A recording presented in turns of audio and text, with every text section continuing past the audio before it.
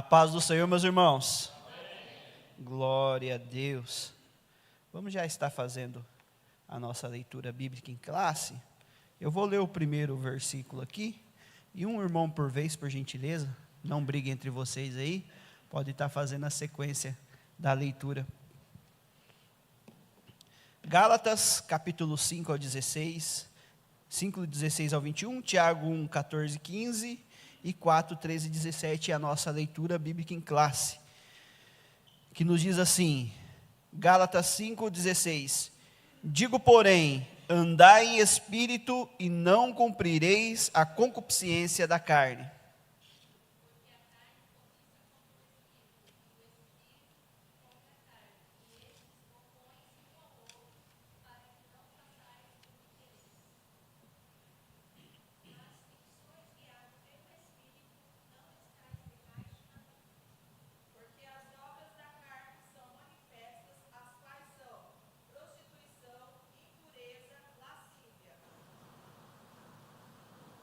Idolatria, feitiçaria, inimizades, porfias, emulações, iras, pelejas, dissensões, heresias, invejas, homicídios, bebedices, glutonarias e coisas semelhantes a estas, acerca da quais vos declaro, como já vos disse, que os que cometem tais coisas não herdarão o reino de Deus. Tiago 1, 14.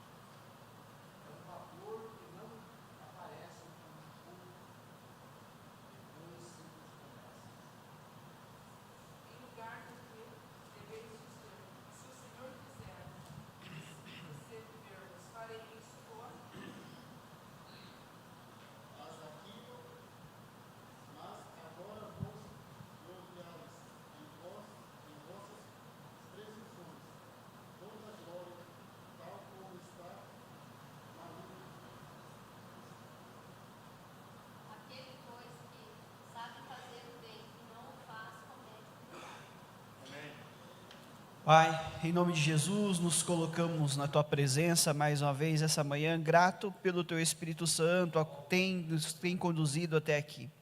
Senhor, essa manhã nós estamos aqui para aprender acerca da Tua palavra, aquilo, Senhor, que o Senhor tem reservado para os nossos corações. Sabemos que essa manhã é uma manhã de aprendizado, uma manhã de busca, uma manhã que o Senhor revelará através da Tua palavra, a Tua vontade para a nossa vida, direcionamento, estratégia, para que possamos vencer, Pai, as vontades que nos afastam de Ti, e sim que o nosso espírito venha sobrepor sobre a carne, e que cada vez sejamos mais e mais renovados e fortificados pela Tua presença, é o que eu te peço nessa manhã, amém, amém. Os irmãos podem tomar os vossos assentos. Gostaria de agradecer a Deus pela oportunidade de estarmos aqui, que a graça do Senhor tem nos sustentado. Irmãos, nós estamos na lição de número 9, uma lição muito importante. Essa lição de número 9 é uma lição que encerra um ciclo de 3 lições. Se os irmãos forem fazer um comparativo entre as lições que nós estudamos, lição 7, lição 8 e lição 9, elas fazem parte das faculdades, da faculdade da alma. Ou seja, na lição de número 7, nós aprendemos que os pensamentos é uma faculdade presente desde a criação, né? Também aprendemos a assumir a responsabilidade ativa sobre os nossos pensamentos, e também aprendemos sobre a realidade da batalha espiritual travada em nossa mente, e a necessidade da nossa vigilância contra pensamentos maus. Ou seja, a partir do pensamento, nós vemos a ligação das demais lições, na lição 7, com a lição 8 e com a lição que nós estaremos estudando hoje. Ou seja, os nossos pensamentos, eles nos direcionam a ações que servem para o nosso bem, mas também servem para a nossa condenação. Na lição de número 8, nós aprendemos sobre as emoções e sentimentos, a aula essa que foi ministrada no domingo passado pelo evangelista William.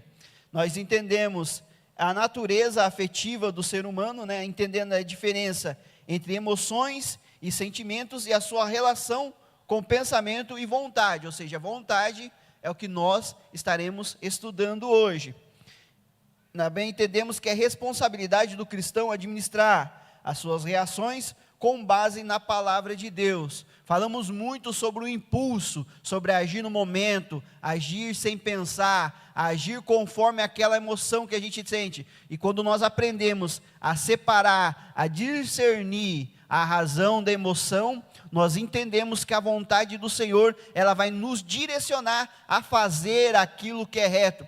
Sabemos que muitas vezes nós nos entristecemos com situações, nós ficamos chateados com momentos que passamos e queremos agir no impulso, né? Nós falamos, quando eu vi eu já fiz, quando eu vi já aconteceu, né? Como foi falado na semana passada, foi mais forte que eu.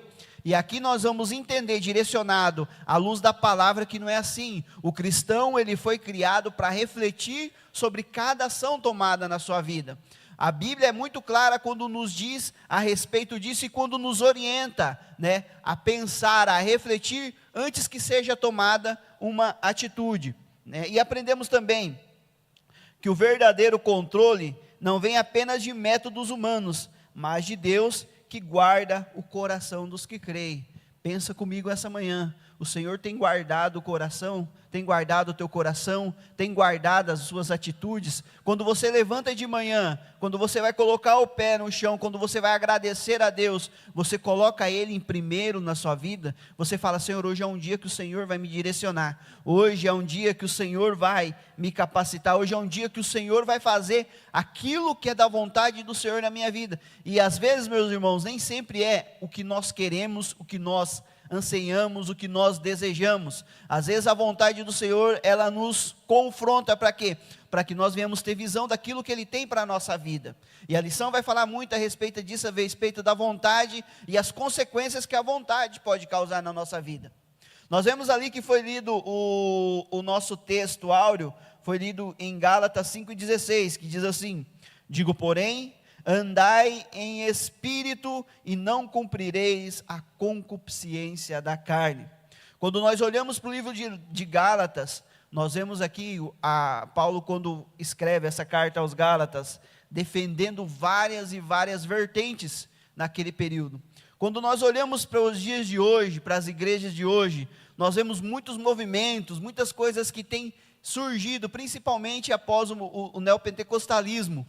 Quantas e quantas novidades aí, coisas que têm surgido, que não tem mais nada a ver com o evangelho, que não tem mais nada a ver com salvação, que não tem mais nada a ver com busca de almas. E nós olhamos para isso, nós olhamos lá atrás, no início da igreja primitiva, quando nós olhamos para a vida de Paulo, quando ele escreve essa carta aos Gálatas, nós entendemos muitas e muitas vertentes que desde aquela época tentavam ser deturpadas, por movimentos, por religiosidade e por pessoas que queriam descredibilizar Paulo e descredibilizar ao que ele vinha pregando, ao que ele vinha ministrando, conforme a igreja ia crescendo, né? E nós vemos ali que ele defende, no livro de Gálatas, que ele defende que a salvação é somente pela fé em Jesus.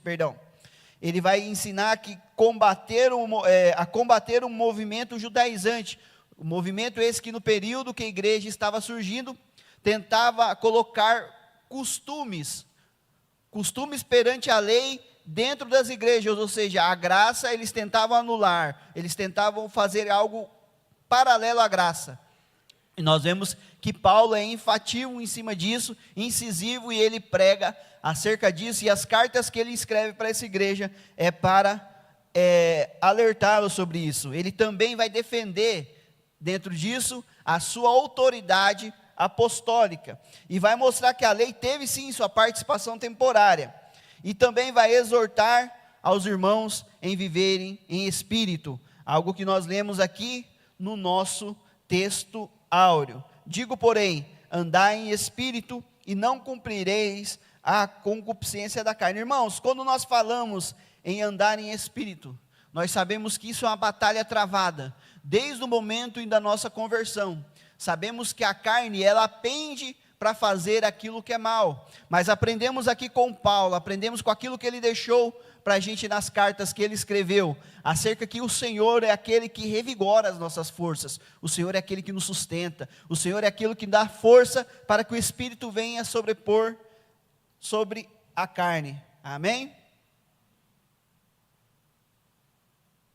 Amém, irmãos? Amém. Glória a Deus. Então, essa é uma introdução acerca do que nós vamos estudar essa manhã, né? A nossa introdução vai falar que nas lições anteriores nós estudamos sobre as duas principais faculdades da alma, que foi o que eu falei aqui, né? E também vemos a relação entre o que pensamos e o que sentimos, ou seja, pensamentos e sentimentos que foram falados nas aulas anteriores acerca de decisões e conforme nós devemos agir à luz do que as Escrituras nos ensinam.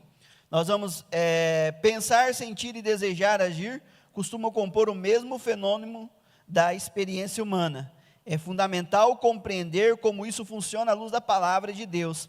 Nessa lição estudaremos mais especificamente a respeito da vontade. Se olhar na revista, irmão, se eu fazer uma pergunta para vocês hoje, no seu conceito, o que é vontade?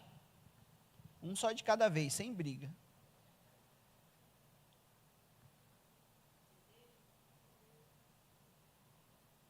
Também faz parte.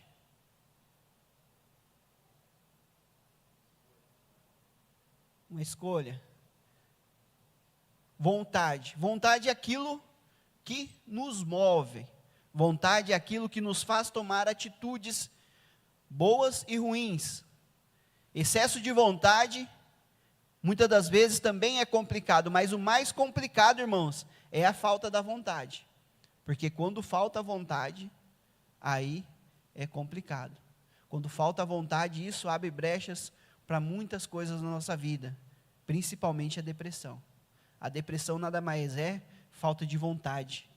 A vontade que você não tem mais vontade de levantar na cama, você não tem mais vontade de ler a Bíblia, você não tem mais vontade de orar, você não tem mais vontade de buscar a presença do Senhor, você não tem mais vontade de trabalhar, você vai perdendo a vontade, isso é mais perigoso ainda. E Paulo vai nos ensinar a vivermos com a vontade aguçada em buscar as coisas que vêm do alto e que são do Senhor, em buscar fazer a vontade dEle. Quando nós olhamos para essa lição, nós entendemos e compreendemos que a vontade sim é boa, mas quando é pautada naquilo que o Senhor tem para a nossa vida. E olhando aqui nós vemos que o primeiro tópico vai falar sobre motivação e ação, né? Conceito de vontade. Volição ou vontade é a capacidade humana de desejar, querer, almejar e escolher. Ou seja, quando eu tenho a vontade de escolher algo, eu vou batalhar para isso, eu vou desejar isso, eu vou fazer de tudo para que isso aconteça, porque eu tenho vontade. Mas nem só a vontade é capaz de fazer as coisas. A partir da vontade vem a ação que você vai tomar na sequência. Você tem vontade de emagrecer. Eu tenho vontade de emagrecer faz tempo, irmãos. Quem não tem vontade? Eu tenho vontade. O presbítero Hélio tem um palito, então não entra nesse contexto. Eu tenho vontade de emagrecer. E eu tenho uma meta, irmãos. Eu sou uma pessoa que trabalha por metas. Eu tenho a meta que esse ano eu precisava emagrecer 10 quilos. E dos 10 quilos que eu precisava emagrecer, só falta 14. A meta... O pastor Alceu. E aí, pastor Alceu? Qual que é a receita?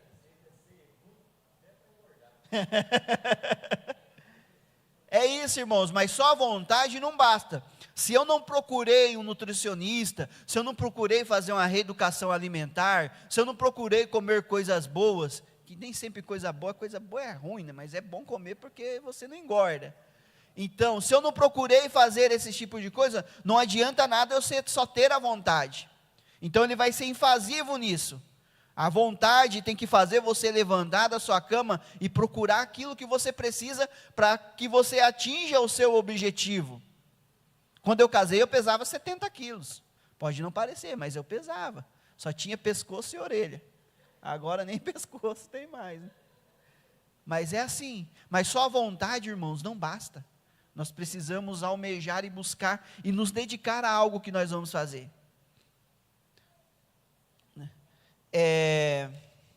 Ali, continuando a lição, nesse conceito amplo, a manifestação da vontade, mesmo quando que fazemos não era originalmente a nossa vontade. Isso aí vai para os homens casados, né?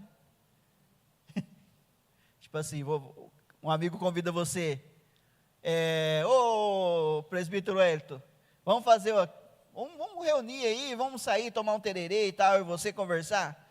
Aí o presbítero Elton vai falar para mim assim, rapaz, eu vou ver com a minha esposa se eu estou com vontade de ir. Não é assim, irmãos? É claro, a gente está brincando aqui para descontrair um pouco, mas para a gente prestar atenção nessa lição. E é assim na nossa vida. Muitas vezes nós fazemos a vontade de outra pessoa. Nós assimilamos aquela vontade. Por quê? Porque a vontade da pessoa também é interessante, principalmente dentro de um relacionamento, né? Nós vemos isso acontecer.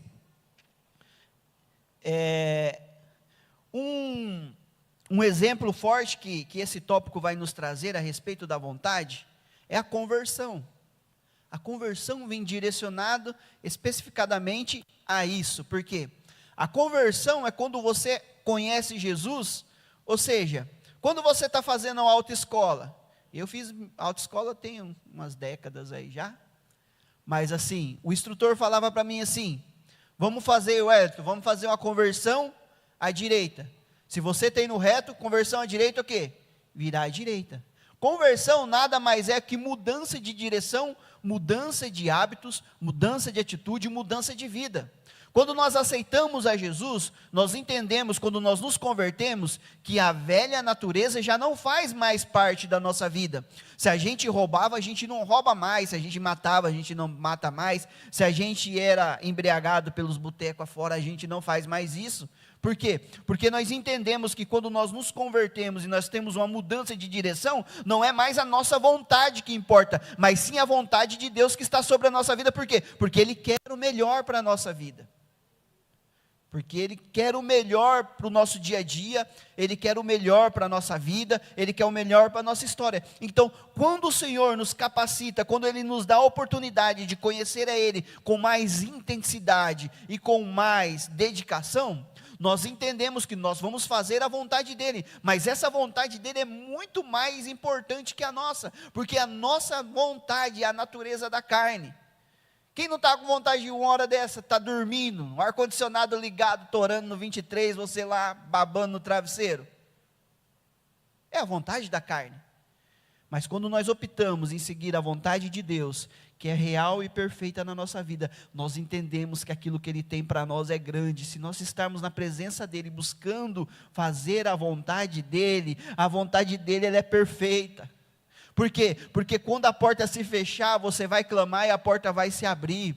Quando a doença vier, você vai clamar e o Senhor vai curar, ou Ele vai te sustentar e vai entender que o que Ele tem na sua vida através daquilo ali é maior. Por quê? Porque quando nós não estamos fazendo a nossa vontade, mas estamos fazendo a vontade dEle, nós entendemos que Ele sabe o que é melhor para cada um de nós. Que não é a nossa vontade, mas sim a vontade do Pai ministrada na nossa vida. Rapaz, o relógio está correndo. E ali nós vemos, irmãos, que a conversão é um exemplo de mudança de vontade humana por meio do arrependimento, né? Todo verdadeiro cristão é alguém que, impulsionado pela graça de Deus, renunciou a própria vontade para fazer a vontade de Cristo. Quem aqui que não cresceu em berço evangélico, que se converteu, que era católico? Eu sou assim, eu me converti com 17 anos, faz pouco tempo, com 17 anos. E eu cresci dentro de uma cultura, dentro da igreja católica, onde eu fiz primeira comunhão, eu fiz crisma, eu participava da catequese, participava de novena. Mas no momento em que eu tive esse encontro com Cristo, algo veio dentro de mim e me direcionou para essa nova caminhada com Ele. Para esse novo momento da minha vida, que eu tenho desfrutado até hoje. É fácil, irmãos? Claro que não. Claro que não é fácil. Mas o mais benéfico para a nossa vida é estar no centro da vontade de Deus. Porque nós entendemos que o contexto que o mundo prega lá fora, que aquilo que está no diabo, aquilo que está alicerçado nele, não é aquilo que Deus tem para a nossa vida. A vontade dele é perfeita. E quando nós aceitamos a Ele e entendemos que Ele tem todo o completo domínio sobre a nossa vida, nós vivemos de forma diferente. Nós temos essa vontade alicerçada no nosso coração e fortalecida a cada dia para andar conforme aquilo que Ele tem preparado para nós. Glória a Deus. E aqui o tópico de número 2 vai falar do pensamento, subtópico, perdão, irmãos, número 2, do pensamento à ação. Um pensamento pode ser apenas um pensamento, sem relação alguma, sentimento ou desejo, né? Por exemplo, podemos pensar em uma viagem que fizemos, sem que isso nos traga qualquer emoção, mas também podemos recordar com nostalgia e desejar viajar novamente. Essa questão de pensar com nostalgia vai nos arremeter a muitas coisas na nossa vida. Há momentos da nossa vida em que vivemos coisas que nos prende àquele momento. E muitas vezes aquilo que nos prende àquele momento vai nos prejudicar na caminhada com Cristo. Quando nós olhamos para o povo no deserto, quando nós olhamos para quando Deus, Ele levanta Moisés e Moisés tira o povo do deserto. Rapaz, Deus teve muita paciência com aquele povo, viu? Que eles reclamaram do começo ao fim. Nós vemos uma viagem que era para durar dias, durou 40 anos. Nós vemos um povo que havia sido alicerçado numa promessa, que eles iriam entrar numa terra farta, numa terra próspera, que as coisas boas iam acontecer por ele, mas mesmo assim, alicerçado numa promessa, eles reclamaram, eles murmuraram no deserto. O Senhor deu maná, não estava bom, o Senhor deu codornize, não estava bom, e nós vemos aqui que as consequências para isso foram graves. Nós vamos ver que dentro daquele povo que saiu, havia uma promessa sobre aquele povo. E aí tem gente que prega que quem tem promessa não morre, né? Havia uma promessa, aquele povo era um povo da promessa, que iria adentrar naquela terra. Mas eles pereceram no deserto, por quê? Porque afrontaram a Deus, porque desobedeceram, porque murmuraram. Por mais que as coisas boas aconteciam para eles, ainda assim havia um detalhe para reclamar. E às vezes a gente age dessa mesma forma, irmão, sem perceber. A gente olha num detalhe e esquece de olhar todo o contexto de que Deus realiza na nossa vida e começamos a reclamar. E quando nós olhamos aqui, nós vemos que eles vão colher a consequência pelas suas escolhas. A Bíblia é clara, ela nos dá livre acesso, livre-arbítrio. Livre-arbítrio o que é? Você escolher aquilo que você quer para a sua vida. Nós somos livres para isso. Você é livre, eu sou livre para escolher o que a gente quer. A nossa vontade nos leva a isso, a escolher o que a gente quer. Mas uma coisa eu falo para você, sem medo de errar. Você é livre para escolher o que você quiser, mas você jamais vai ser livre da consequência das suas escolhas. O povo escolheu, mesmo assim Deus abençoou esse povo, mas daquele povo só 2, nem Moisés entrou, só 2. Quem foram os 2 que entraram, irmãos? Isso aí, Escola Bíblica Dominical, isso é bênção, né? Somente 2. Então nós estamos falando numa multidão de milhões de pessoas, cerca de 2 a 3 milhões de pessoas que saíram. Correto? Então, cuidado com essa balela, quem tem promessa não morre, irmãos. Não morre se estiver dentro da vontade de Deus e fazendo a vontade dele e sendo direcionado por ele. Não morre se estiver buscando a presença dele, se estiver todo dia buscando, clamando e buscando orientação e direcionamento por ele.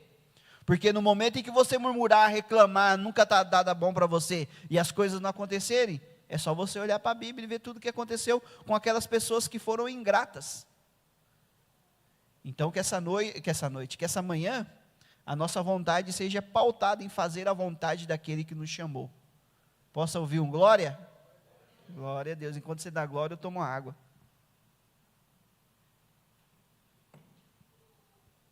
Então, nós entendemos, né? Mas também podemos, esse desejo pode nos motivar a comprar a passagem e repetir a experiência. Isso com relação ao exemplo dado aqui pelo autor da lição, pelo comentarista. Em sua conversa com a serpente, a mulher refletiu sobre o significado do fruto da árvore da ciência do bem e do mal. Né? Nós vamos ver aqui, 1 Timóteo 2:14, vai falar acerca disso. Quando Paulo escreve essa carta a Timóteo, ele vai explicar acerca disso, acerca do engano, acerca de tudo aquilo que aconteceu. Nós olhamos para o Gênesis, nós vemos isso também. Quando a serpente, ela vai enganar a Eva. E ela vai entrar na mente da Eva, porque Eva vai ter a concupiscência dos olhos, a concupiscência da carne e a soberba da vida. Ou seja, ela vai ver o fruto. O fruto é bom. A concupiscência da carne, que ela vai desejar aquele fruto. E a soberba da vida, ela vai entender que se ela comer aquilo lá, ela vai ser igual a Deus e vai ter o mesmo entendimento. Então aqui vem o que acontece na sequência. Então isso é que nós precisamos cuidar com as concupiscências. Por quê? Nem sempre aquilo que é bom aos nossos olhos é o que Deus tem preparado para a nossa vida. Nem sempre aquilo que nós desejamos é o que Deus quer que nós façamos. Eu aprendi algo e eu aplico isso à minha vida e aconteceu já comigo algumas vezes, que o maior significado de fracasso é você ter sucesso naquilo que Deus não tem para a sua vida. Esse é o maior significado de fracasso. Você vai ter sucesso em uma área, mas se não é aquilo que Deus tem para a sua vida, você está fracassando na fé, está fracassando na sua caminhada com Ele. E aqui nós vemos que assim aconteceu no jardim. O subtópico de número 3 vai falar sobre a fraqueza de vontade. Adão pecou sem ser enganado, ou seja, Adão pecou sem ser enganado. Ele apenas seguiu a orientação da mulher dele, pegou e aconteceu o que aconteceu. Isso significa que seu entendimento da proibição e consequências relativas do fruto da árvore, do conhecimento do bem e do mal, não foi alterado. O problema de Adão se deu na esfera da vontade. Em vez de permanecer firme em seu propósito de obedecer a Deus, ele decidiu pecar aderindo à vontade de Eva, né? Que lhe deu do fruto. Quantas decisões erradas tomamos conscientes de suas consequências? Quantas, irmãos? Várias. Muitas vezes a gente cria aquela esperança dentro de nós, mas vai dar certo. A gente sabe que é um negócio que tem tudo para dar errado. Mas você cria expectativas, cria ilusões, que aquilo vai dar certo, que aquilo vai acontecer, que aquilo vai, mas se não for pautado dentro daquilo que Deus tem para a nossa vida, se nós não buscamos o direcionamento dEle, não vai dar certo, irmãos. Porque quando nós vamos tomar uma atitude, uma decisão, eu falo isso por mim, uma decisão que você acha importante na sua vida, Quando você quer mudar algo, quem sabe no seu campo profissional, quem sabe espiritualmente falando, você deseja algo da parte de Deus, ou você quer mudar algo na sua vida. Primeira coisa que nós devemos fazer é orar. Orar e buscar o direcionamento do Senhor. A segunda coisa que nós devemos fazer, irmãos, é chamar o nosso pastor, o nosso líder espiritual, e falar para ele, pedir o conselho dele, ver o que ele acha dessa decisão que nós vamos tomar. O problema é que muitas vezes nós vamos, fazemos, não oramos, aí deu errado e a gente vai conversar com o pastor. Aí o pastor olha para a gente e fala, você orou? E aí? Então, a vontade tem muito a ver com isso, a seguir esse processo da forma correta, a entender que nós devemos sempre buscar a presença do Senhor, antes que essa vontade venha tomar conta da gente, e a gente venha fazer por impulso, e depois se arrepender.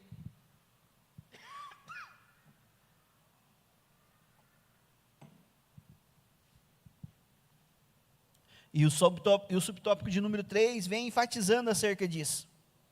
Nós vamos ver que a busca do prazer pelo prazer é uma característica de uma cultura hedonista. Vícios, compulsões arrastam multidões, mesmo que elas conheçam os seus destrutivos efeitos. É assim que acontece quando nós nos rendemos à vontade, quando nós nos entregamos aos vícios.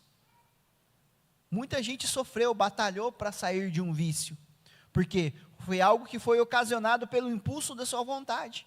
Ele teve vontade, foi lá, fez, aí depois não conseguiu se livrar daquilo e entrou em desespero. E assim na nossa vida muitas vezes, na minha vida, na sua vida, são diversos fatores que nos levam a fazer isso e se tornar refém desse tipo de situação. Mas o Senhor essa manhã está aqui, está nos direcionando, e eu tenho certeza que nós sairemos aqui renovados, fortificados por essa palavra e buscando a presença e fazer a vontade dEle. Posso ouvir um amém? Amém. Glória a Deus. O tópico de número 2, irmãos, vai falar acerca de desejos da escravidão à redenção. Aqui fala um pouquinho da experiência no deserto. Ó. O povo de Israel tornou-se escravo dos seus desejos durante a peregrinação pelo deserto. Deixaram-se levar da cobiça no deserto e tentaram a Deus na solidão. E ele satisfez o desejo, mas fez definhar a alma. Nós vamos ver em Salmo 106, verso 14.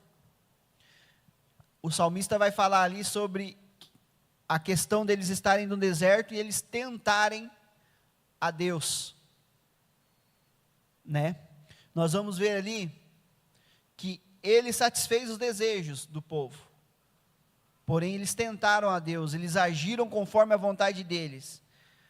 No momento, a Bíblia vai falar no momento que eles estavam comendo as cordonizes, enquanto eles estavam mastigando, a carne estava entre seus dentes, Deus manda uma grande praga, e algum daqueles homens morre, né? Nós vamos ver aqui, apesar de grandes maravilhas operadas por Deus, os hebreus, tomados por ingratidão, lembravam-se da comida do Egito, e deixaram de dominar por seus desejos, né? Que está lá, Números 11, 5 e 6, que vai falar, que lembraram daquilo que eles comiam. Rapaz, eles estavam lá no deserto, libertos da escravidão, eles estavam lembrando de pepino, tomate eu não sei, mas pepino, melão, cebola, e tomando chicote o dia inteiro. Dá para acreditar, irmãos? Um povo que passa por uma parede, por uma rodovia expressa, onde as laterais dessa rodovia é de água, vê o que Deus faz, o tamanho das coisas que Deus fez para tirar eles do Egito, os sinais e maravilhas que o Senhor operou naquele lugar, para tirar eles e levar para uma terra que Deus prometeu para eles que levariam, e eles reclamarem desse momento, onde reclamaram do maná, que era o alimento mais completo que Deus fazia. para que eles pudessem ser revigorados todos os dias. Se eu tivesse comendo maná, eu tenho certeza que eu não estaria com mais de 90 quilos. Tenho certeza. Estaria na casa dos 75, 78 ali, já estava bom demais. E o povo reclamou, irmãos. E o povo reclamou. Então, quando eu falo isso, a gente também muitas vezes reclama em certas situações. Porque nós não compreendemos a vontade do Senhor na nossa vida. Nós não entendemos que Ele muitas vezes vai nos levar a desertos, para que nesse deserto a gente seja tratado. Para que nesse deserto a gente venha entender que aquilo que Ele tem na nossa vida é maior. Mas que nós devemos, dentro desse deserto, entender que atitudes, através da vontade que temos e que tomamos, não são condizentes com aquilo que Deus tem para a nossa vida. Então, o comentarista é bem enfático acerca disso dentro dessa lição, que nós devemos entender que nem sempre a nossa vontade vai nos aproximar de Deus, mas quando nós damos ouvidos para a voz de Deus, para aquilo que Ele tem para a nossa vida, nós vamos nos aproximar da vontade dEle e assim fazer ela cada dia na nossa vida.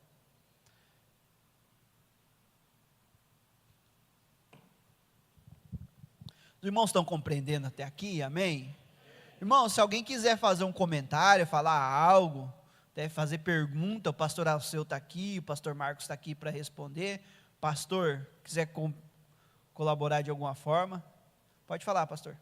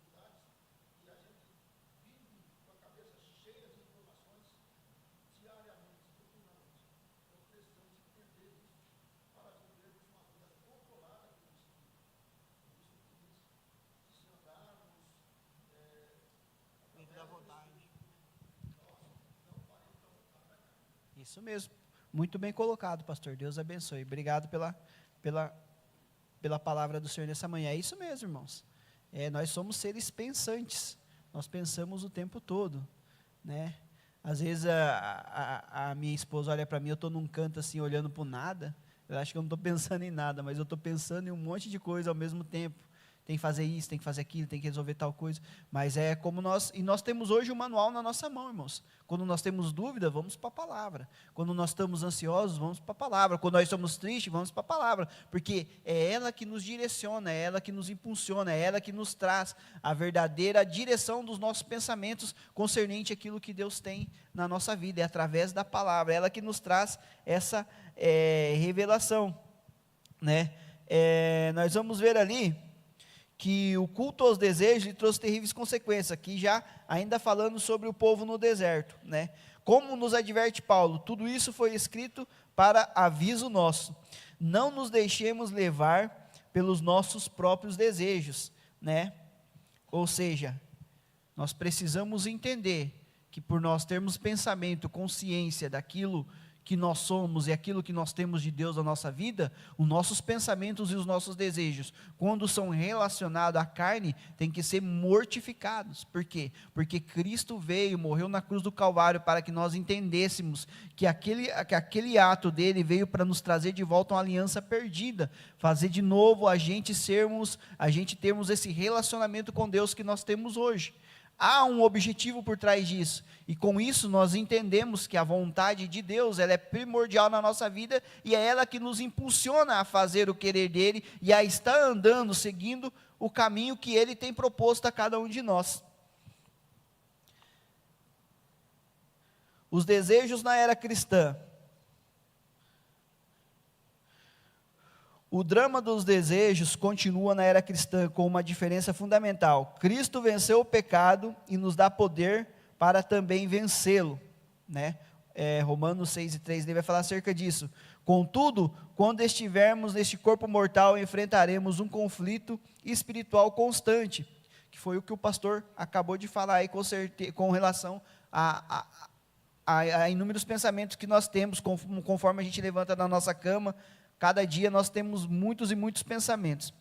Todo cristão precisa decidir diariamente entre a vontade carnal e a vontade do Espírito, porque a carne cobiça contra o Espírito contra a carne.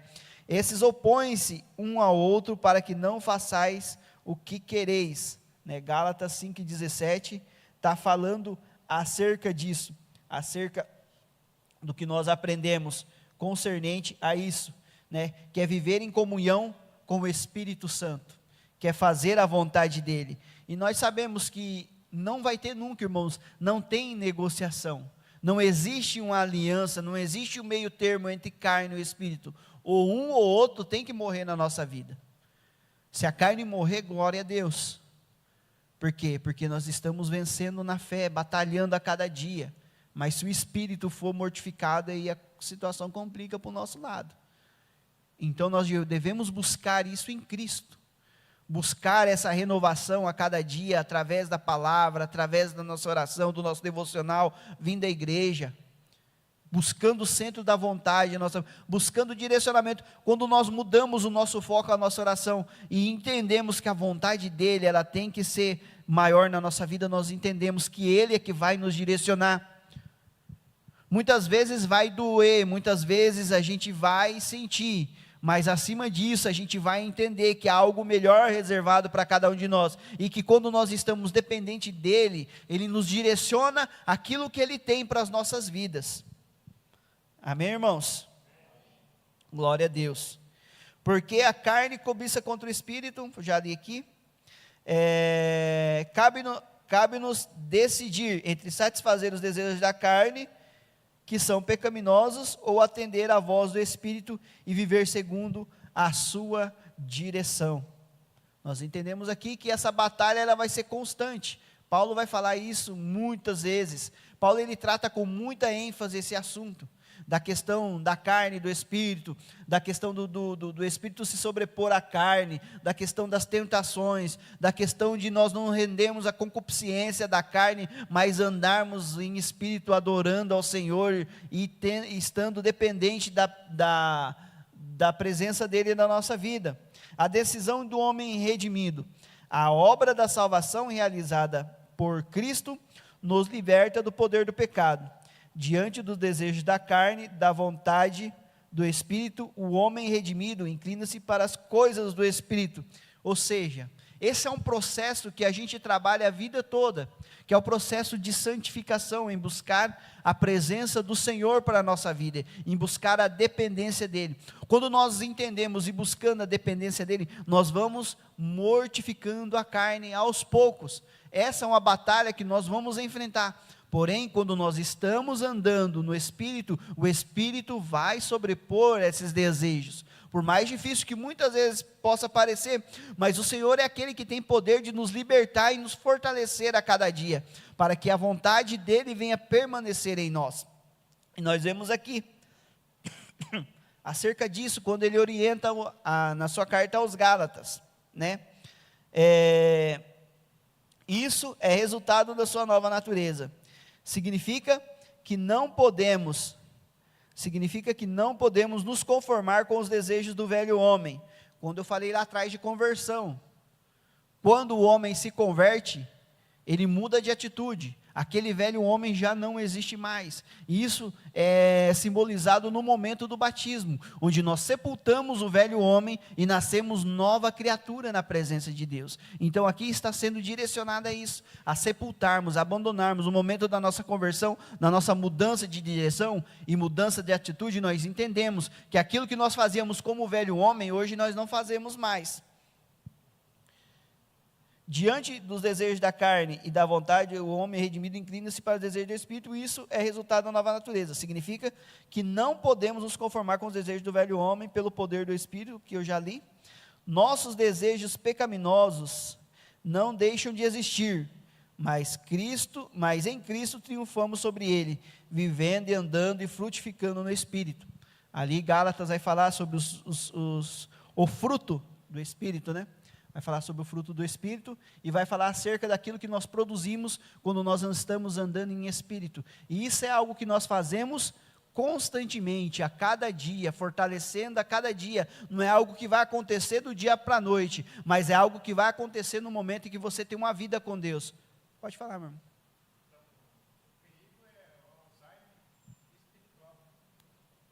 Boa. Alzheimer espiritual. Isso é perigoso, é a gente se esquecer muito rápido daquilo que Deus fez para a gente. Por isso que a gente tem que ser grato a cada dia, a cada oportunidade. Eu sou muito grato por poder estar aqui hoje, né? Já passei por momentos da minha vida em que só a mão de Deus que me libertou, já tive livramentos de acidente. Irmão, já aconteceu tanta coisa na minha vida, através da minha pouca idade, que eu sou novo ainda, mas aconteceu muita coisa na minha vida, e eu sou grato a Deus, porque a cada detalhe, a cada momento, a cada ponto que nós passamos, nós vemos a mão de Deus e o poder que ela tem sobre a nossa vida, e o livramento do Senhor, porque o Senhor muitas vezes ocasiona coisas na nossa vida que são livramentos. Por quê? Porque ainda assim a vontade dEle ela é maior na nossa vida, e ela que nos direciona a buscá-la cada dia mais. Vamos lá já é quase... É até às 10, pastor? 10? Vai dar tempo. Assim nós entramos no nosso tópico de número 3, irmãos. Tópico de número 3. Vai falar acerca do ensino sobre os desejos, né? Em Tiago. A atração e engano. Tiago 1, 14 e 15... trata dos desejos carnais e das suas consequências, empregando o conhecido termo concupiscência como sentido de maus desejos. Então, quando nós olhamos para a Bíblia, o que ela relaciona? A concupiscência é desejando aquilo que é mal, os maus desejos, aquilo que não é o que Deus tem para a nossa vida. O apóstolo refere-se ao processo de tentação e pecado, mas cada um é tentado quando atraído e engodado por sua própria concupiscência. Ou seja, o diabo ele nunca vai te atacar no ponto que você é forte. O diabo ele sempre vai atacar no ponto que você é fraco, com relação à sua vida com Deus. Ele não tem o poder de entender, de saber os seus pensamentos, mas através da sua atitude no dia a dia, você é estudado por ele, e ele sabe aonde ele vai te atacar, ele sabe aonde ele vai te afligir, ele sabe aonde você vai fraquejar se você não estiver firmado em Deus. Ele é astuto nisso, irmãos. Não vem com essa que o diabo ele já saiu daquela há muito tempo de se aparecer como um bichão, como um monstrão, como um bicho, algo nesse sentido para assustar. Não, o diabo não usa essa estratégia faz muito tempo. O diabo ele usa a estratégia para te derrubar. O diabo, ele vai usar uma mulher bonita no seu trabalho, que vai falar coisa doce para você. Quem sabe um dia que você quebrou o pau com a patroa, no bom sentido, tá? Discutiram, desentenderam, você está chateado. E tem uma menina solteira, uma mulher, uma pessoa no teu trabalho, que vai chegar e vai falar algo que a tua esposa não falou. Aí o diabo vai atacar. Da mesma forma a mulher. Talvez o marido não está cuidando bem da mulher, está se desentendendo com ela e tal, e um companheiro no trabalho vai sacar isso aí, e vai pescar isso no ar, e vai começar com aquela conversinha mole. É aí onde o diabo ataca. E esquece, irmãos, que ele vai aparecer como um capetão cheio de chifre. Não, isso aí ele já abandonou faz muito tempo. Isso aí não assustou nem na igreja primitiva e nem nunca não. Quanto mais ele fazer isso, mais a igreja multiplicou. E a glória seja dada ao nosso Deus por isso.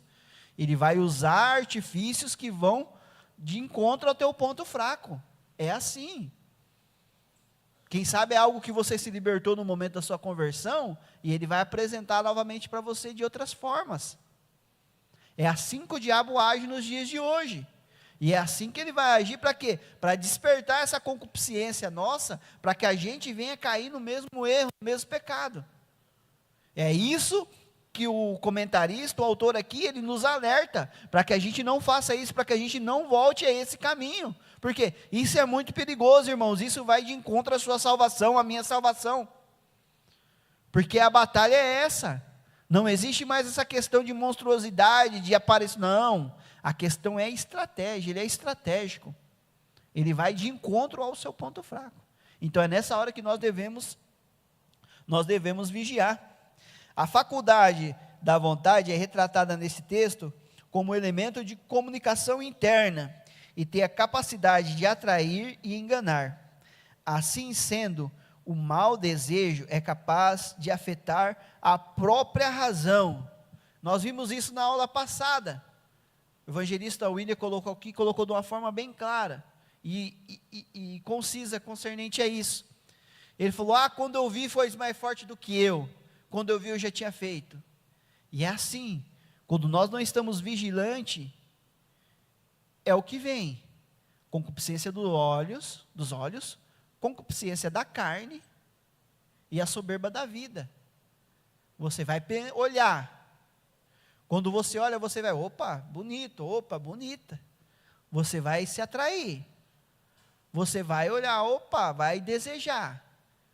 A soberba da vida, eu estou escondido, ninguém vai me ver, quem vai saber?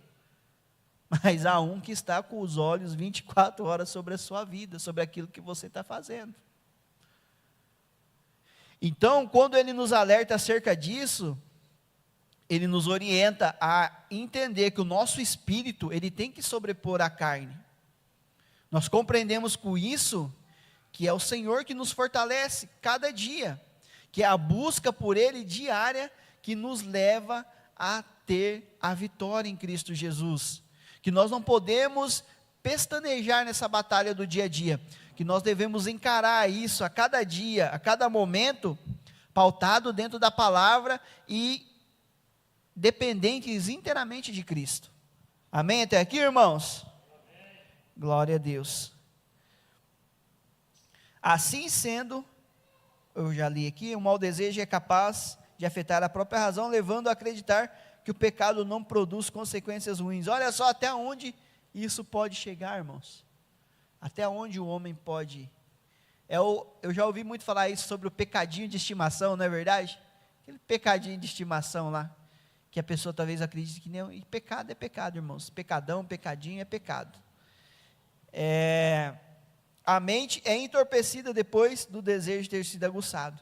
Isso é muito perigoso. É como eu falei para vocês.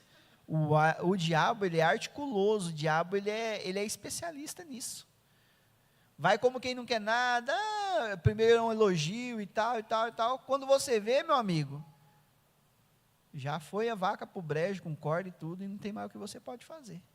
Então aqui, ele nos orienta a estarmos espertos, né, estarmos atentos concernente a esses detalhes, né, a esses sinais. Abortando o processo. Nós, na lição 7, estudamos sobre a importância de interromper os maus pensamentos, né? Foi colocado aqui e estudado. Para evitar a prática de pecado. Pelo texto de Tiago, observamos que é preciso também abortar os maus desejos. Aliás, eles são ainda mais perigosos, pois podem influenciar diretamente nas nossas decisões. Se a gente tiver ao ponto que a gente desejou, para a gente consumar o ato, é daqui para ali.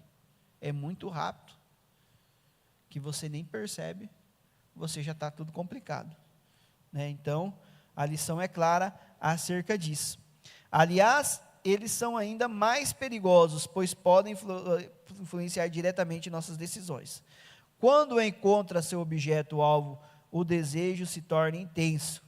Se não for rejeitado, não descansa até convencer, ou seja, derrubando as barreiras da consciência. José passou por isso. Se José vacila mais um pouquinho, ele não escapava da mulher de Potifar. Não escapava, não. Ele foi rápido, ligeiro, rasteiro, correu, fugiu da aparência do mal. E é assim na nossa vida. O que o autor está explicando aqui? Que nós não devemos flertar com o pecado. Não devemos flertar com os maus desejos. Não devemos andar nessa linha. É um negócio muito complicado, muito delicado. Para você errar ali e se arrebentar, meu irmão, é 2 palitos. Então a lição é muito clara acerca disso. Vontade nós temos? Sim, mas nós estamos pautados e estamos direcionados pela presença do Espírito Santo, que nos capacita e fortifica o nosso espírito para que ele venha sobrepor a carne. E é isso que a lição nos ensina, né? Que o Senhor nos livre de toda tentação, está lá em Mateus 6:13, se eu não me engano é a respeito da oração do Pai Nosso, começa no versículo de número 9. Não nos esqueçamos, contudo, de fazer a nossa parte e viver em constante vigilância em oração, né? A Bíblia diz, o Espírito está pronto, mas a carne é fraca, e nosso papel é fortalecer o Espírito a cada dia, para que ele venha se sobrepor sobre a carne, né? E a nossa conclusão nos diz o seguinte: apesar da nossa tendência pecaminosa, não podemos encarar os desejos apenas de forma negativa. A vontade humana é uma faculdade essencial para a nossa existência. Com certeza, por quê? Porque quando nós estamos direcionados, foi o que eu falei para vocês, quando nós estamos direcionados por Deus, a nossa vontade é pautada em fazer a vontade dEle. Quando nós estamos direcionados por Deus, a nossa vontade é fazer aquilo que Ele tem reservado para a nossa vida. Por mais difícil que pareça a caminhada, nós estarmos firmes na presença dEle e entender que a vontade dEle é perfeita. Isso nos ensina a levantar a cada manhã com ânimo, a cada manhã com alegria no nosso coração. O dia lá fora pode estar uma porcaria, né, com perdão da palavra, mas ali onde nós estamos, o ambiente que nós estamos transformando para a honra e glória do Senhor. As circunstâncias lá fora podem estar todas contrárias, principalmente concernente aos cristãos, aqueles que professam sua fé, mas nós entendemos que quando nós estamos dependentes da vontade dEle, não é a circunstância que vão nos direcionar, mas sim a nossa vida pautada na presença dEle, que vai nos fazer prosperar, que vai nos fazer vencer, que vai nos fazer romper a cada dia. Por quê? Porque Ele é aquele que fortalece a nossa vontade. Então a lição é clara concernente a isso, irmãos. Por mais que seja difícil muitas vezes levantar com vontade, mas nós temos que pedir para Deus, para que Ele renove essa vontade a cada manhã na gente, para que a gente venha a entender que é Ele que cuida de nós, que é Ele que cuida da nossa família, que é Ele que nos direciona, que é Ele que nos capacita. Posso ouvir um amém, igreja? Amém. Glória a Deus. É isso. Quando guiada por Deus, é uma grande bênção, como eu falei aqui, responsável por nos volver para pequenas e grandes realizações. Como é bom amanhecer motivado todos os dias. O ânimo e o entusiasmo fazem parte de uma vontade sadia e ativa, ou seja, que o Senhor venha renovar a nossa vontade a cada manhã, que Ele venha nos capacitar, que Ele venha nos preencher com a presença do Espírito Santo, porque isso nos faz agir e entender que a vontade dEle é perfeita na nossa vida. São dados por Deus e servem, como é bom, mas o ânimo e o entusiasmo fazem parte de uma vontade sadia e ativa. São dados por Deus e servem para nos impulsionar para as tarefas cotidianas, independente da fase da vida, ou seja, foi como eu falei, independente do que esteja acontecendo, independente daquilo que você esteja enfrentando, independente das situações que te cercam, ainda assim, é Ele que te capacita, é Ele que fortalece a tua vontade, é Ele que te dá força para cada manhã vencer os obstáculos do dia, que não são poucos, né, irmão? Vamos entrar numa concordância aqui. Né, o tal do crente tem batalha para vencer por dia aí, né? É um leão amarrado e mais 3 para o outro dia, e é assim, mas com a graça de Deus nós vencemos, porque Cristo sofreu na cruz do Calvário, para que eu e você pudéssemos ter vida, e vida em abundância. Glória a Deus.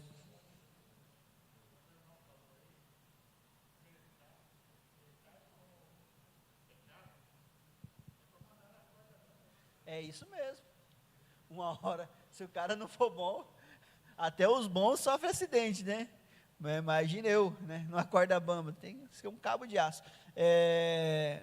Meus irmãos, eu gostaria de mais uma vez agradecer a minha oportunidade nessa manhã, é sempre de grande valia, eu sou grato a Deus por poder servir aqui com os irmãos, que Deus nessa manhã venha abençoá-los grandemente, espero que eu tenha sido explicativo, que não tenha tido muita dificuldade de entender aquilo que Deus tem para nossas vidas, que Deus venha abençoar a vida de cada um de vocês, sou grato a Deus por esse dia, pastor.